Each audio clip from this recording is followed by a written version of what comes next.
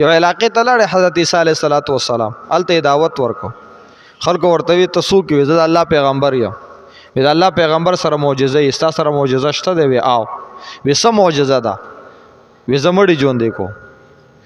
وی قبر کې پروت یې مړی ته به یې ژوندی کې؟ وی او زه یې ژوندی کوم. وی راځه قبر له دې بوزو مړی ژوندی که. یو قبر له یې پوته ډېر پخوانی قبر دی، خلکو ته هم پته نه وه چې دا د چا دی. په دې قبر باندې حضرت عیسی علیه السلام ودرو. حضرت عیسی علیه السلام قبر والا ته وی قم باذن الله. یو کس ته راپاسېده، دا نیم سر یې سپین دی او دا نیم سر یې تور دی، دا ویښتان.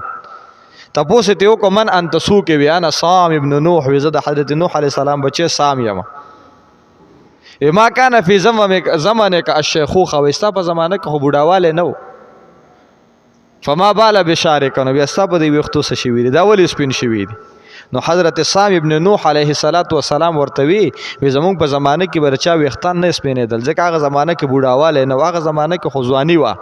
دا خو د ابراهیم علیه السلام نه پس بوډاوالی شروع شوی دی. خو چې تا وی څنګه ما ته ووایي چې قم باذن الله، نو وی ما دا ګمان وکړو چې قیامت رالی. د قیامت د دهشت او د یرې د وجې نه په ما دونه ګبراهټ او یره راله چې زما دا نیم سر د یرې د وجې نه سپین شو.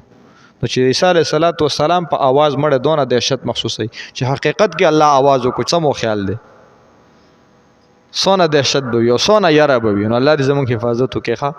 الله دې موږ ته قیامت آسان کړي. نو الله رب العزت فرمایي واحیی الموتى. حضرت عیسی علیه السلام وفرمایله قوم زه ژوندی کوم مړو لره باذن الله، د الله په حکم.